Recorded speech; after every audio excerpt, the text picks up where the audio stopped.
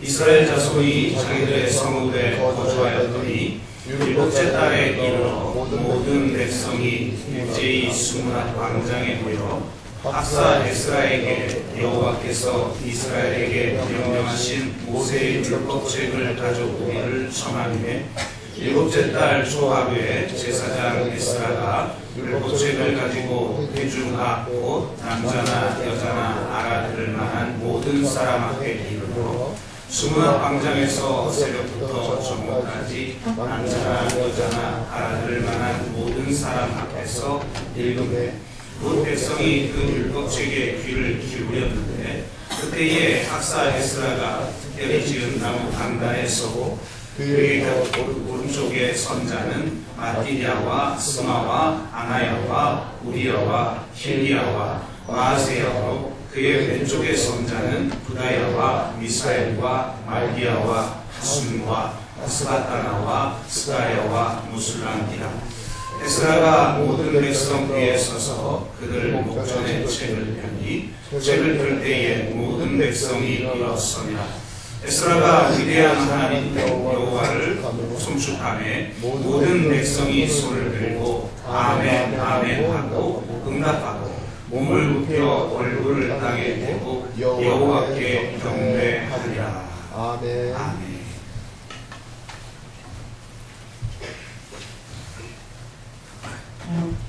네, 성경책이 흔하지 않던 시절엔 이런 간증들이 굉장히 넘쳐났는데요. 제가 하나를 소개하면 이렇습니다. 성경이 없는 그런 지역, 또 성경을 가지고 들어갈 수 없는 지역에 하나님의 말씀을 전하고자 성경을 있는 그대로 읽어주는 그런 시간을 가졌어요. 이 극동방송이라고 하는 곳에서. 그러니까 무슨 설교라든지 간증이라든지 무슨 기독교적인 정보가 아니라 그냥 말씀을 성우가 처음부터 끝까지 차례차례 읽어주는 그런 프로그램이었대요. 그런데 극동방송에 만주 교포가 편지를 하나 보냈다고 합니다. 그 편지를 읽어보니까 그 교포가 성경을 너무나 갖고 싶은데 성경을 가질 수가 없었던 시절이니까요. 근데 이 방송에서, 이 극동방송에서 성경을 읽어주는 시간이 있다는 정보를 알고 그대로 받아 적은 거예요. 그래서 놀랍게도 성경 전 권을 다 받았어서 한 권의 성경을 자기가 만든 거죠. 얼마나 감격스러웠을까 하는 생각이 들고 정말 그 하나님의 말씀에 대한 사모함이 어땠을까 하는 생각도 우리가 해보게 됩니다. 그래서 많은 사람들이 돌려읽기도 하고 필사하여 더 많은 사람들이 성경을 가질 수 있었다.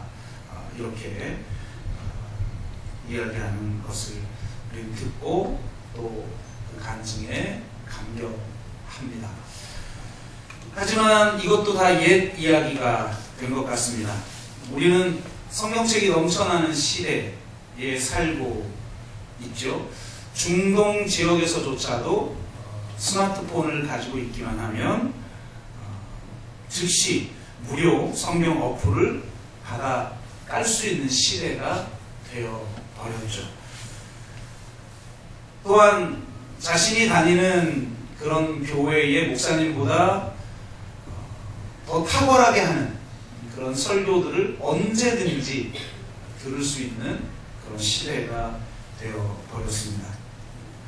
한마디로 말씀의 홍수 속에 살고 있는 것이죠. 그런데도 이상하게 우리 마음속에는 진정한 말씀, 들려지는 말씀, 살아있는 말씀이 희소한 것처럼 느껴집니다.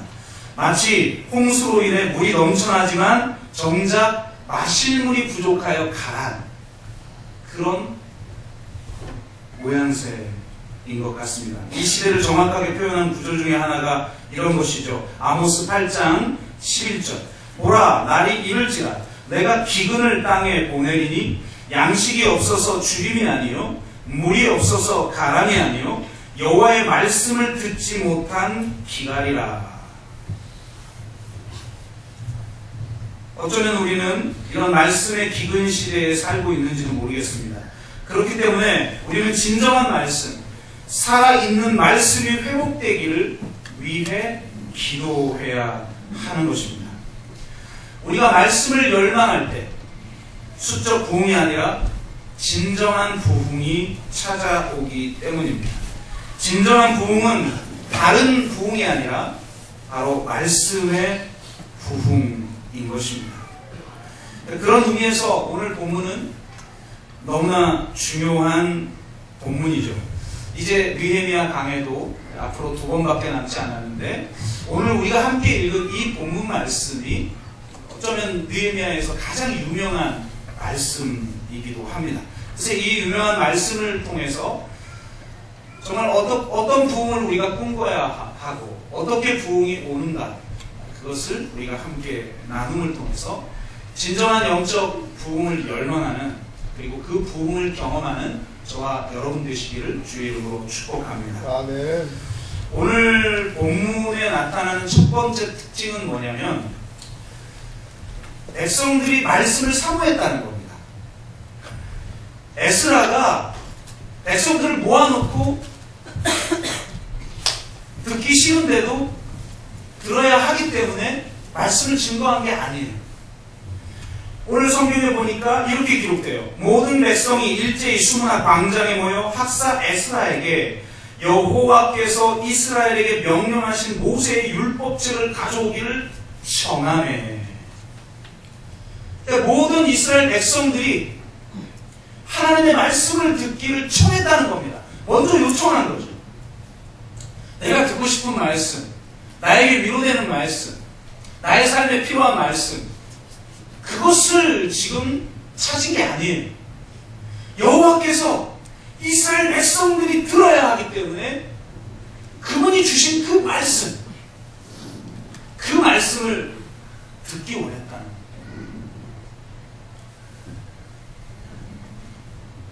거예요. 이러한 말씀에 대한 갈급함이 이스라엘 백성들에게 있었어요.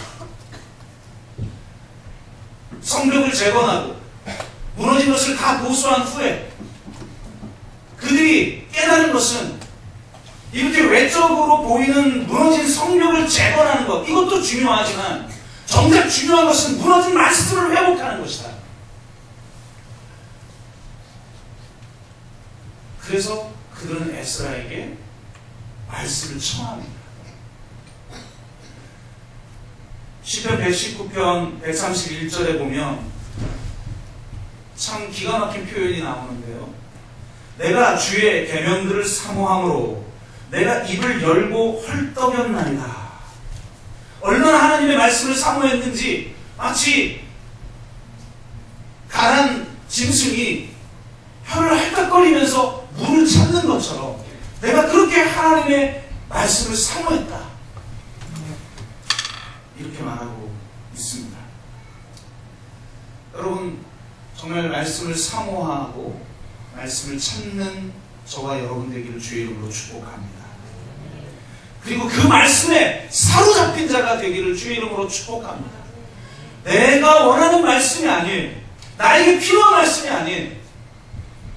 하나님이 우리에게 있어야 한다라고 말씀하시는 그 말씀이죠. 그런데 우리는 하나님이 지금 이 시대에 우리가 들어야 할 말씀을 하시기를 원하는 것이 아니라 내가 듣고 싶은 말씀을 찾고 있다는 거죠. 그러다 보니까 오죽하면 사복음서도 아니고 누가복음서도 아니고 우리가 읽는 복음서는 내가 복음서다. 이렇게까지 이야기하고 있는 시대에 우리는 살고 있습니다. 정말 그 말씀, 진정한 하나님의 말씀을 갈급해하고 그 하나님의 말씀에 사로잡혀야 되는 줄로 믿습니다. 8절에 보니까 우리가 좀 길어서 읽진 않았지만요, 8절 보면 하나님의 율법책을 낭독하고 그 뜻을 해석하여 백성에게 그 낭독하는 것을 다 깨닫게 하니 백성이 율법의 말씀을 듣고 다 우는지라. 역사가 지금 이스라엘 백성 가운데 일어나는 거예요. 하나님의 말씀이, 살아있는 하나님의 말씀이 우리 가운데 찾아오면 우리의 심령이 뜨거워지고 우리가 눈물을 쏟게 되는 줄로 믿습니다. 에마오로 가는 제자가 이렇게 고백하죠. 길에서 우리에게 말씀하시고 우리에게 성경을 풀어주실 때에 우리 속에서 마음이 뜨겁지 아니하더냐. 그 뜨거움이 우리 가운데 있어야 될 줄로 믿습니다. 그 뜨거움에서 나오는 회개의 눈물, 그 감격의 눈물이 우리 가운데 있어야 할 줄로 믿습니다. 아멘. 진짜 하나님의 말씀이 우리 가운데 임하면 회개의 눈물을 흘릴 수밖에 없어요.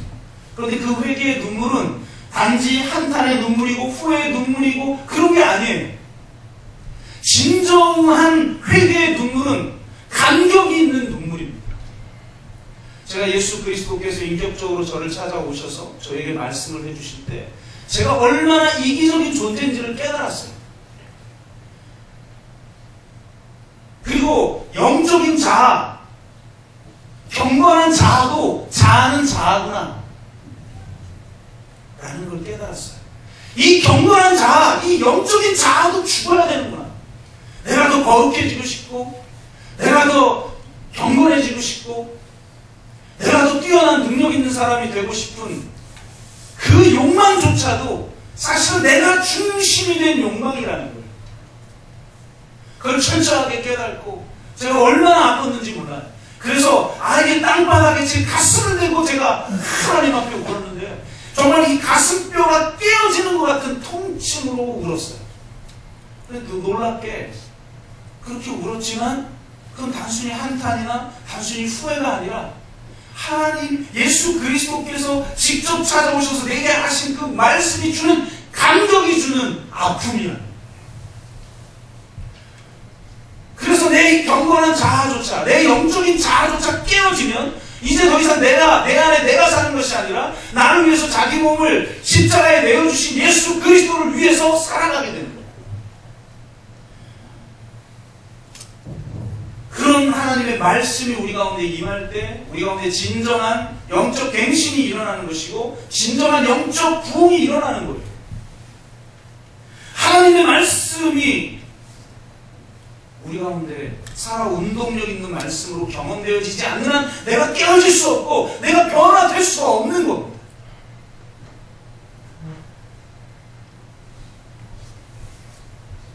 이들이 얼마나 말씀에 붙들림바 되고 말씀을 사모했는지 오늘 성경에 보니까 새벽부터 정오까지 말씀을 들었다 이렇게 기록하고 있어요. 한 6시간 정도를 말씀을 들은 거죠. 시간 가는 줄 모르고 들은 거예요. 물론 이 시대와 지금의 시대를 1대1로 대응시켜 비교할 수는 없어요. 과거 7, 80년대 그런 삶의 리듬 속에서 있었던 그런 것을 지금 이 바쁜 시대에 이 정보화 시대에 이 도시화된 시대에 1대1로 그대로 적용할 수는 없어요. 그럼에도 불구하고 우리는 분명히 하나님의 말씀을 사모했던 시절이 있었다라는 것. 그분의 그 말씀을 들을 때에 그 말씀이 너무 달고 오묘하여서 정말 1시간이고 2시간이고 3시간이고 4시간이고 그 말씀을 사모했던 때가 있었다라는 것. 그리고 그 말씀이 나를 사로잡아 나를 말씀 앞에 굴복시켜서 정말 내가 그 말씀을 위해서 내 전 삶을 바칠 수 있는 그런 사람이었다는 것. 우리는 그것을 회복해야 될 줄로 믿습니다. 이제 너무 말씀이 가벼워진 시대, 더 이상 말씀을 듣고 싶지 않은 시대, 그런 시대를 우리가 살아가고 있는 것이 아닌가. 부흥을 위해서는 설교를 짧게 해야 된다 라는 충고를 들어야 하는 시대.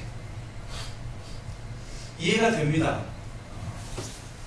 긴 책을 읽을 수 없는 시대, SNS에 짤막한 글자밖에 읽을 수 없는 시대에 이미 적응된 이 시대에 그렇게 한다는 거 쉽지 않죠. 그럼에도 불구하고 우리는 계속해서 아쉬움이 남아요. 이런 말씀의 부흥, 진정한 부흥은 말씀의 부흥일진데 이 말씀의 부흥이 우리 가운데 다시 일어나야 하는 것은 아닌가. 중국 지하교회에 다녀오신 분이 간증해 주시는데요.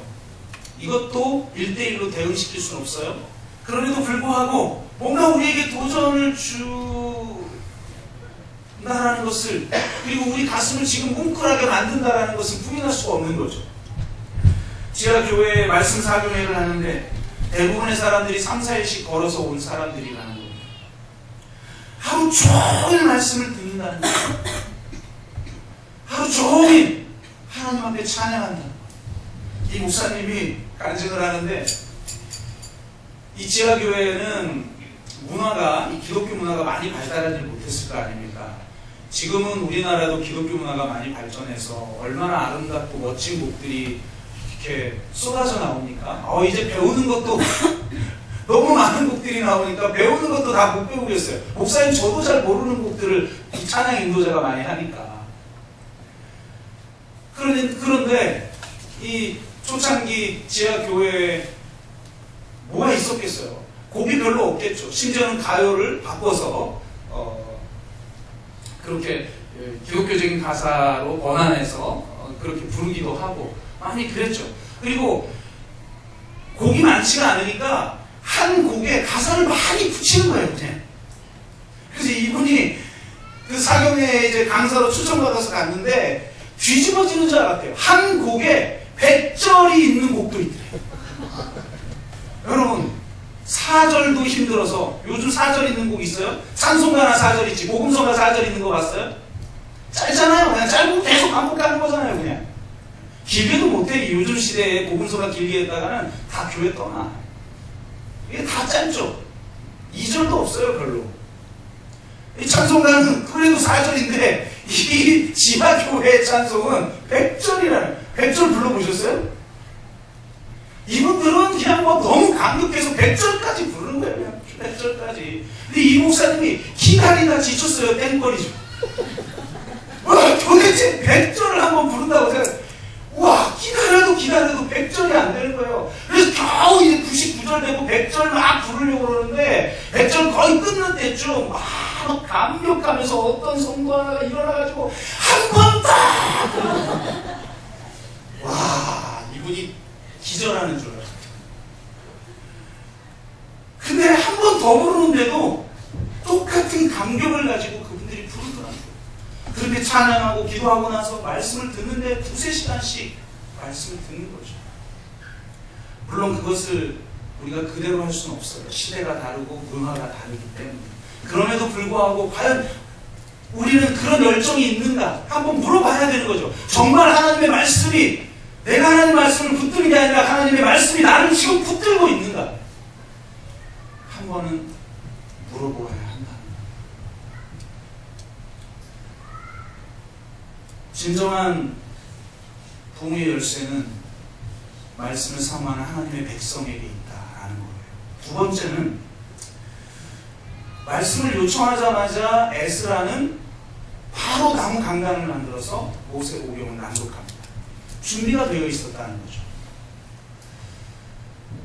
이미 그는 이런 날이 올 줄 알고 준비했던 것 같아요. 그가 바벨론 포로였다가 돌아옵니다. 느헤미야는 그 나중에 돌아오는 것이고, 먼저 에스라가 돌아온 다음에 나중에 3차 때 느헤미야가 들어오죠. 근데 그가 에스라서 7장에 보면 다시 예루살렘으로 돌아왔을 때 포로 귀환이 된 거죠. 귀환하여서 그가 도착하자마자, 예루살렘에 도착하자마자 이렇게 결심해요. 이런 구절이 있어요. 에스라가 여호와의 율법을 연구하여 준행하며 율례와 규례를 이스라엘에게 가르치기로 결심하였느니라. 준비한 거죠. 이때를 기다리며 준비한 거예요. 근데 더 놀라운 것은 그가 준비된 말씀의 사역자라는 것만 놀라운 게 아니에요. 이스라엘 백성들 전체가 모였으니 그 혼자 어떻게 그 많은 사람 앞에서 이 말씀을 낭독하고 그 말씀을 해석하겠어요? 안 되는 거죠. 어떻게 했습니까? 놀랍게 7절에 보니까 말씀의 사역자들이 준비되어 있었어요. 예수아와 마니와 세바랴와 야민과 악국과 사부대와 호디아와 마시아와 그리다와 아사랴와 요사박과 하난과 블라야와 레위 사람들은, 백성이 제자리에서 서 있는 동안 그들에게 율법을 깨닫게 하였는데, 그래서 그들이 낭독하고 그것을 해석하여 백성들이 깨닫게 하였다. 이렇게 얘기해요. 에스라가 깨닫게 한 게 아니에요. 바로 이 레위 사람을 비롯하여 구체적으로 이름까지 기록되고 있는 이 말씀의 사역자들이 준비되어 있었다는 거예요. 그래서 백성들 곳곳에서 그들에게 말씀을 해석해 줬다는 거죠. 공동체의 진정한 영적 부흥은 언제 오는가? 말씀의 사역자들이 준비되어 있는가예요. 누가 어떤 말씀을 물어도 그 말씀으로 내가 해석해 줄 수 있는 사람, 그런 사람이 준비되어 있는가라는 거예요.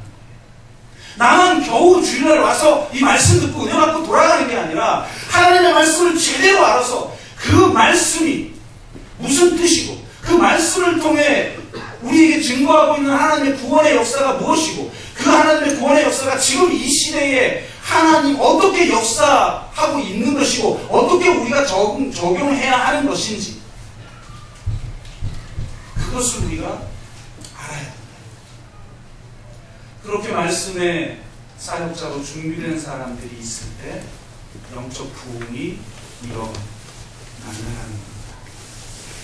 목사만이 아니라 온 성도들이 그런 말씀의 사역자로 준비되기를 주의 이름으로 축복합니다. 저는 그냥 성경만 낭독하면 여러분이 그것을 해석해낼 수 있는 그런 말씀의 사역자로 더욱더 준비되어야 할 줄로 믿습니다. 운영위원도, 셀 리더도, 교사도, 중직자들도, 직분자들도 이 하나님의 말씀에 사로잡힌 자가 되어야 한다는 거예요. 그리고 그 말씀을 해석하여 지금 이 시대에 맞게 깨닫게 할 수 있는 그런 말씀의 사역자로 준비되어야 해요. 우리 교회의 비전이 무엇입니까? 하나님 나라 신학과 십자가의 영성과 성령의 능력을 갖춘 급진적 제자 공동체를 통해 공교회성과 공동체성과 공공성을 회복하는 선교적 교회죠. 여러분, 그 모든 요소 중에 가장 앞선 요소가 무엇입니까? 하나님 나라 영성도 아니에요. 하나님 나라 능력도 아니에요. 성령의 신학도 아니고 십자가의 신학도 아니에요. 신학은 하나님 나라 신학이에요. 영성은 십자가의 영성이에요. 능력은 성령의 능력인 겁니다. 먼저 가장 중요한 것이 뭐냐? 하나님 나라 신학이 내가 정립되어 있느냐. 한마디로 성경을 꿰뚫고 있느냐라는 겁니다. 진짜 하나님 말씀에 내가 사로잡힌 자이냐는 거예요. 그래서 정말 그 하나님 나라 신학을 가지고 십자가의 영성, 철저하게 주님이 가신 그 길을 내가 십자가 지고 따를 수 있는 사람으로 그런 영성을 내가 가지고 있느냐. 나의 능력이나 나의 지식이 아니라 성령의 능력에 사로잡혀 하나님 나라 일을 할 수 있느냐. 이 땅에 보냄받아 선교적 사명을 감당하라고 한 그분의 사명을 내가 감당할 수 있는가. 그것을 감당할 수 있는 급진적 제자 공동체로 우리가 갖추어져야, 준비되어져야 영적 부흥을 경험할 수 있는 줄로 믿습니다. 저와 여러분이 바로 그런 공동체가 되기를 주의 이름으로 축복합니다. 가장 중요한 건 세 번째입니다. 에스라가 성경을 낭독할 때 이스라엘 백성들은 전체가 다 일어섭니다. 경외의 표현인 것이죠. 그리고 나중에 아멘 아멘 하며 완전히 엎드려 승복하고 하나님을 경외합니다. 여기서 가장 중요한 게 바로 아멘 아멘이에요. 한국 교인들 참 아멘 잘하시죠. 하도 시도 때도 없이 아멘 하니까 아멘 좀 제발 하지 마시기 바랍니다. 아멘. 아멘은 단순한 인지적 동의를 말하는 게 아니에요. 성경에서 말하는 아멘은 의지적 순종이에요. 전인적 순종이에요. 내 전 존재를 걸고 그 말씀대로 살겠습니다 라는 고백이에요. 고린도후서 1장 18절에서 20절은 이렇게 말하고 있어요. 하나님은 미쁘시니라. 우리가 너희에게 한 말은 예하고 아니라 함이 없노라. 우리 곧 나와 실로아노와 디모데로 말미암아 너희 가운데 전파된 하나님의 아들 예수 그리스도는 예하고 아니라 함이 되지 아니하셨으니 그에게는 예만 되었느니라. 하나님의 약속은 얼마든지 그리스도 안에서 예가 되니 그런즉 그로 말미암아 우리가 아멘하여 하나님께 영광을 돌리게 되느니라. 불가능한 것이 그리스도 안에서 가능하게 됐다는 거예요. 한 사람의 불순종으로 죄가 인류 가운데 들어왔는데 한 사람의 순종함으로 구원이 우리 가운데 들어왔다라고 성경은 말합니다. 이제는 내게서 지나가게 해달라고 기도할 정도로 힘들었던 그 십자가를 짊어지기로 순종합니다. 왜요? 하나님의 뜻이니까.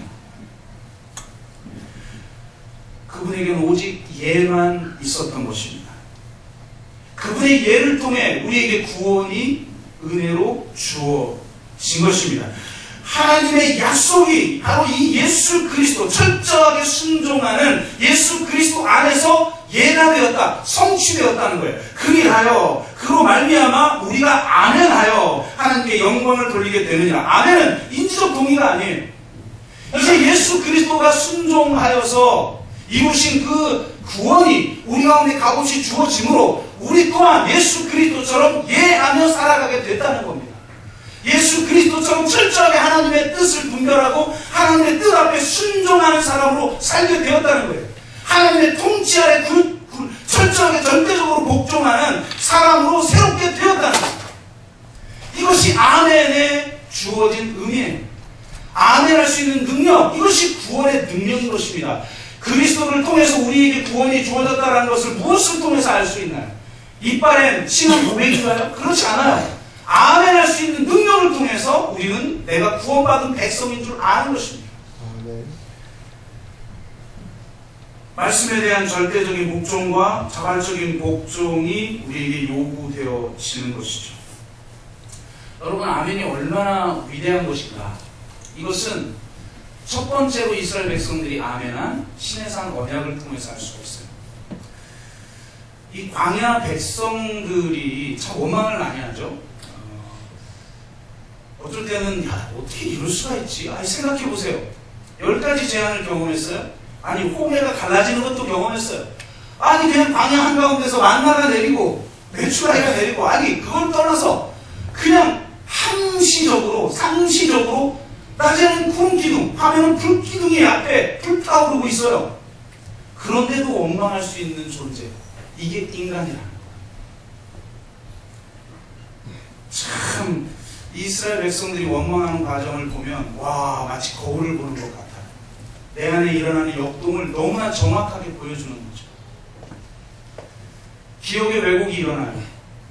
못 살겠다고 하나님 앞에 부르짖어서 하나님이 그 음성 듣고 그들을 애고에서 건져내었는데 광야 생활 좀 힘들다고 기억의 왜곡을 합니다. 기억을 왜곡시켜요. 우리도 그렇죠. 조금만 힘들면 기억을 왜곡시켜요. 왜? 자기의 원망을 정당화해야 하니까. 그래서 하나님 앞에 누린 은혜는 축소시키고 이 세상 가운데서 내가 누렸던 그 혜택, 그것은 증폭시키는 거예요. 주님의 길을 가는 동안 내가 광야에서 경험하는 그 고난은 증폭시켜요. 그리고 하나님의 은혜는 축소시켜요. 그리고 다시 내가 이 세상 가운데서 누렸던 혜택들, 그런 것들은 다시 증폭시켜요. 기억의 왜곡을 통해서 자신들의 원망을 정당화하는 거죠. 우리도 그렇지 않습니까? 조금만 어렵고 조금만 힘들고 조금만 고난이 오면 남을 탓하고 교회 탓하고 심지어 하나님 탓하고.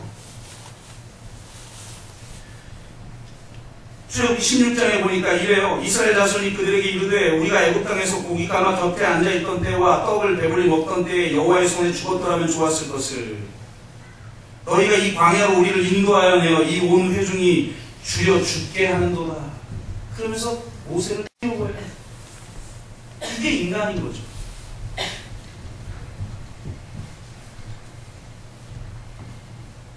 그런데요, 기억의 왜곡보다 더 무서운 게 뭔가, 오늘 주제와 관련돼서 말씀을 드리자면요, 노예 근성이에요. 애굽으로 다시 돌아가려는 뿌리 깊은 근성. 출애굽기에는 만나와 메추라기가 동시에 내리는데 민수기를 읽어보면 순차적으로 내립니다. 만나가 내려서 그들이 풍족하게 먹어요. 부족함 없이 먹어요. 근데 만나만 먹으니까 질리는 거예요. 그래서 고기 좀 달라. 하나님 앞에 원망하니까 그때 메추라기가 내려요. 그때 이들이 했던 말이 있어요. 민수기 11장에. 누가 우리에게 고기를 주어 먹게 하리라. 우리가 애굽에 있을 때에는 값없이 생선과 오이와 참외와 부추와 파와 마늘들을 먹은 것이 생각나거늘 이제는 우리의 기력이라 하여 이 만나 외에는 보이는 것이 아무것도 없도다. 이렇게 얘기합니다. 이들의 원망 가운데 아주 중요한 단어가 하나 나옵니다. 바로 값없이 라는 말. 우리가 그때는 값없이 먹지 않았냐. 근데 왜 우리가 이 광야의 수고를 하면서 이 고생하면서 우리가 이걸 먹어야 하느냐. 문제 제기하는 거죠. 여기서 값없이가 무슨 뜻일까요? 물론 공짜로 먹었다라는 그런 뜻, 1차원적인 뜻이 있겠지만 더 깊은 뜻이 있어요. 유대 랍비들은 이 단어를 어떻게 해석했냐면 이렇게 해석했어요. 명령으로부터의 자유, 규례로부터의 자유, 말씀으로부터의 자유. 이것 없이, 명령 없이, 규례 없이, 말씀 없이 우리가 살지 않았냐 라는 말이다. 한마디로 그들은 노예로 살았다는 거죠. 여러분, 노예에게는 법이 필요 없어요. 노예를 다스리기 위해서 이래 해야 한다 라고 하는 무슨 법이 있는 게 아니에요. 그냥 주인 마음대로 할 수 있는 거예요. 죽으라면 죽어야 되는 것이고, 이리 가라면 이리 가고 저리 가라면 가라는 것이에요. 자유가 없습니다. 노예에게는 법이 필요 없어요. 기계적으로 명령에 순종하면 되기 때문이죠. 노예는 주어진 대로 살면 돼요. 삶이 강제하는 대로 살면 됩니다. 세상이 강제하는 대로 살면 돼요. 그저 생존을 위해서 살아가는 존재이기 때문입니다. 그저 질문이 필요 없고 자유가 필요 없는 삶, 오직 생존을 위해서 살아가는 삶, 물음이 필요 없고 자신의 삶에 대해서 질문이 필요 없는 그런 삶. 아니 여러분, 노예가 심각한 고민을 하는 걸 본 적이 있습니까? 고뇌에 찬 노예를 본 적이 있어요? 그들은 다시 그 노예의 시절로 돌아가길 원하는 거예요. 내가 하나님 나라를 바라보면서 이 광야길을 왜 가느냐 도대체. 왜 우리에게 하나님의 말씀을 알라고 하고, 왜 우리 하나님의 말씀대로 살라고 하고, 왜 이렇게 나를 괴롭히느냐. 그때 값없이 그저 주어졌던 그 시절이 있었지 않았느냐. 이렇게 말하는 거죠. 오직 자유인에게만 법이 필요한 겁니다. 거절할 자유를 가진 자들의 자발적 복종이 법을 만들어냈고, 바로 그 자발적 복종이 법을 유효하게 만들어내는 거예요. 하나님이 우리와 언약을 맺는다는 건 우리를 노예가 아니라 자유인으로 여기는 거예요. 이 세상에 오직 생존을 위해서 살아가면서 어떤 질문도 하지 아니하고 그저 주어지는 대로 삶이 통제하는 대로 그렇게 살아가는 노예의 삶을 우리는 끊임없이 열망하며 다시 돌아가길 원해요. 고민하고 싶어하지 않고 질문하고 싶어하지 않아요. 하나님의 말씀도 알기를 원하지도 않고 그 하나님의 말씀이 나의 삶 가운데, 이 시대 가운데 어떻게 임해야 하는지에 대해서 알고 싶지 않아요. 사실은 다시 애굽으로 돌아가고 싶은 거죠. 형태만 약간 달라진 노예로서의 그리스도인이 되고 싶어 하는 거예요. 하나님은 이스라엘 백성들을 애굽으로부터 해방한 후에 그들을 신의 산으로 이끕니다. 그냥 애굽에서 건져내는 뜻이 아니라는 거예요. 그들을 신의 산으로 불러 세우셔서 거기서 언약을 맺어요.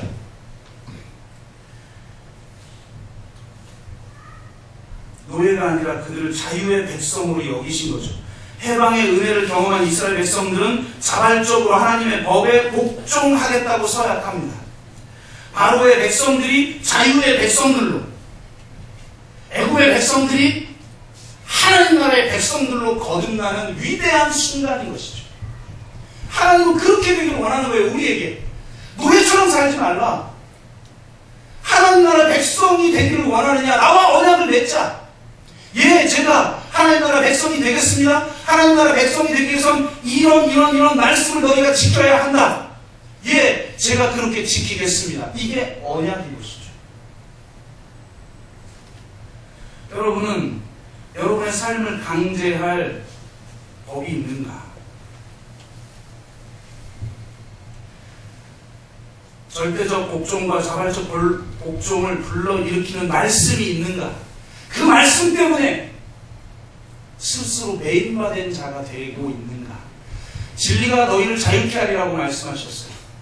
내가 진리라는 걸 인지적으로 이해하면 자유케 되는 것입니까? 성경에서 말하는 자유가 무엇입니까? 성경에서 말하는 자유는 무엇으로부터의 자유가 아니에요. 무엇에로의 자유예요. 사도 바울이 나는 그리스도의 종이라고 말합니다. 아니, 진정한 자유인인데 왜 종입니까? 바로 진리이신 예수 그리스도에게 매인화됐다는 거예요. 그게 자유라는 거예요. 어떤 고난이 와도, 어떤 이해할 수 없는 상황이 와도 내가 진리이신 예수 그리스도에게 매인화된 자이기 때문에, 내가 매인화될 때만 진정한 자유인이 될 수 있기 때문에 내가 그리스도의 종이라고 그는 고백하는 겁니다. 내 마음대로 살 수 있는 게 자유가 아니에요. 여러분은 정말 예, 아멘 이라고 말할 수 있는 말씀이 있습니까? 그 말씀을 위해서는 내 전 삶을 바쳐도 아깝지 않은 그런 말씀이 나에게 주어졌습니까? 그 말씀 앞에 내가 아멘 하고 있습니까? 그 아멘 할 수 있는 능력, 바로 그것이 자유인 것입니다.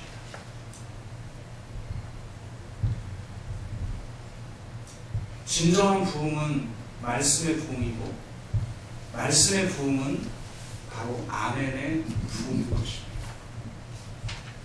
내 전 삶을 걸고 이 말씀이 나를 자유케 하는 진리의 말씀인 걸 알고, 예, 주님, 이 말씀대로 살겠나이다. 그렇게 고백하는 바로 그 아멘의 능력이 있는 공동체 가운데 하나님의 부흥이 일어난 줄로 믿습니다. 아멘. 말씀을 맺습니다. 진정한 부흥은 말씀의 부흥입니다. 단지 지식의 양이 늘어나는 것을 말하는 것이 아니죠. 살아있는 말씀 앞에 아멘의 순종이 있는가의 여부가 더 중요한 것입니다. 내 삶과 우리 가정과 교회와 사회를 변화시킬 말씀에 사로잡혀 있는가?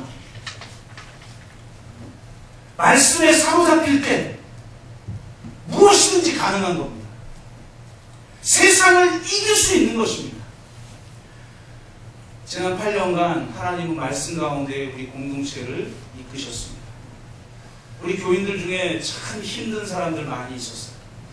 예전에 우리 김효한 목사님이 저희 교회 신년붕회를 하고 나서 페이스북에 올린 글이, 내가 지금까지 수많은 교회를 다니고 설교하고 집회를 인도했는데 이렇게 힘든 공동체는 처음 봤다. 왜 그럴까? 그 지역이 힘든 사람들이 많기 때문이다. 이렇게 썼더라고요. 아, 그래, 우리 성도님들 참 힘듭니다. 그게 느껴져요. 그런데 가만히 보면 그 힘든 거에 치여서 그냥 계속 그냥 살아가는 사람이 있고, 어떤 사람은 그 힘든 걸 돌파하려고 이기는 사람이 있어요. 저 또한 이 8년 동안 수없이 목회를 포기하고 싶은 그 아픔과 그 어려움과 그 고난이 폭풍우처럼 몰려올 때가 있었어요. 그럼 어떻게 이겼는가? 우리가 능력이 있어서, 우리의 의지가 강해서, 우리의 마음이 넓어서, 천만의 말씀입니다. 그 성도님들이 대단해서, 그 성도님의 마음이 넓어서 천만의 말씀이에요. 제가 목회하면서 철저히 깨달은 거 하나 있어요. 마음 넓은 인간은 없다. 제가 목회를 하면서 철저히 깨달은 명제가 있어요. 모든 인간은 쪼잔하다. 저를 비롯하다. 그런데 어떻게 그 고난을 이길 수 있고 우리가 어떻게 지금 여기까지 헤쳐왔을까요? 하나님의 말씀이 우리 가운데 임했기 때문입니다. 아멘.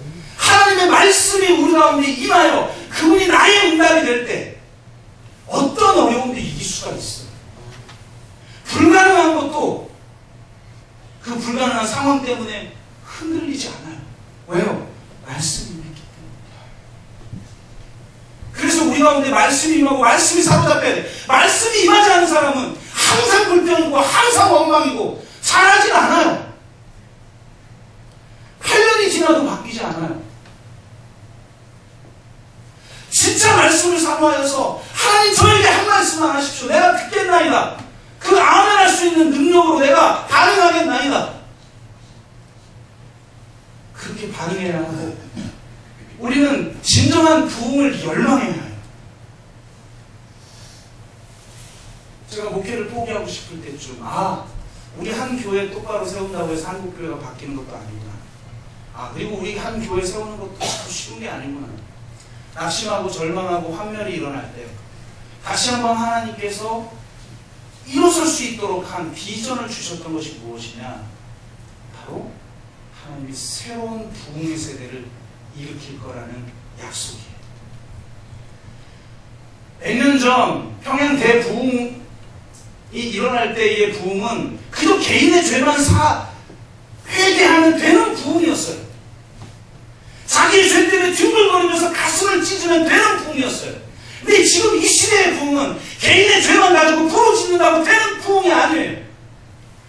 성전을 통전적으로 이해하고 이 시대의 하나님의 나라가 어떻게 이루어질 것인가를 고뇌하며 공평한 정의가 이 땅 가운데 온전하게 이루어지는 생명과 평화의 나라가 어떻게 이루어질 건가를 하나님 앞에 나와 기도하며 준비하고 그 하나님의 비전을 붙드는 새로운 부흥의 세대, 그 부흥의 세대가 일어나는 것입니다. 여러분, 그 부흥의 자리에서 제외되는 일이 없기를 주의 이름으로 축복합니다. 아멘. 우리 교회를 그래도 이 작은 교회 참 문제도 많고 탈도 많고 힘든 교회인데 그래도 어쨌든 간에 누군가는 주목할 수 있는 그런 교회로 하나님이 세우신 이유, 우리의 영광을 위해서가 아니에요.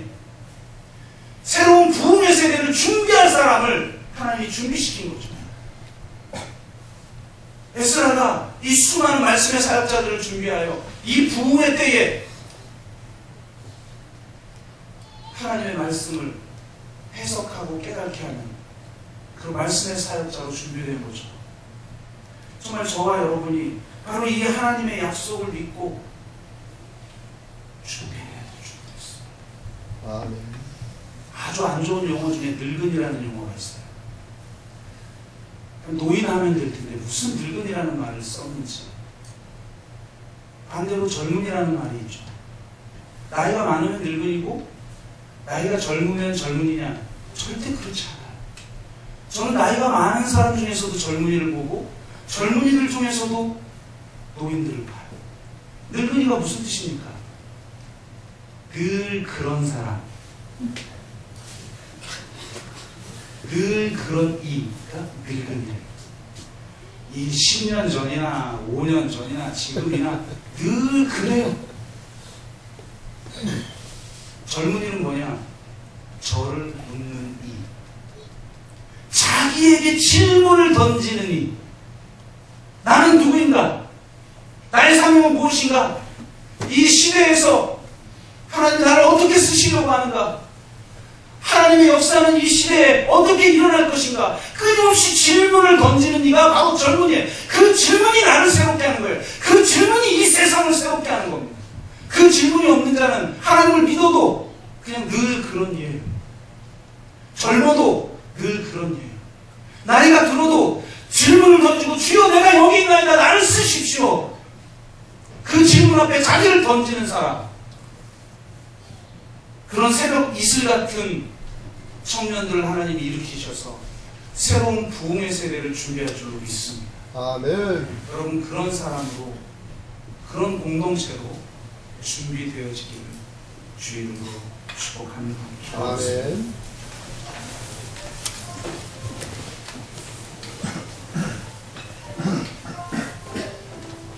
주님, 이스라엘 백성들처럼 말씀을 대한 갈급함이 있기를 원합니다. 주님이 이 공동체의 영적 리더들이 말씀을 해석하고 깨닫게 하는 말씀의 사역자들이 되기를 원합니다.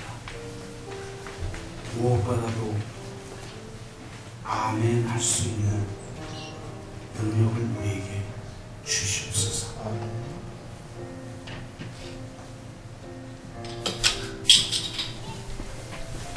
그리하여 하나님이 새로운 부흥의 세대를 일으키시겠다고 하는 약속을 믿고 준비하는 자가 되게 하시고, 이 공동체가 그러한 공동체로 세워지기를 원합니다. 우리 가정이 그러한 가정으로 세워지길 원합니다.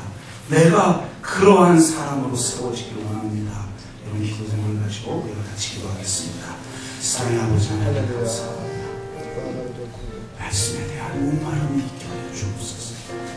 주님 부흥에 대한, 영적 부흥에 대한, 말씀의 부흥에 대한 갈망이 있게 하여 주옵소서.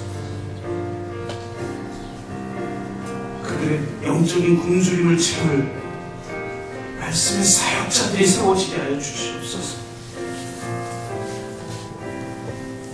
주님 아멘으로 하나님하여 진정한 자유인이 되게 하여 주시옵소서.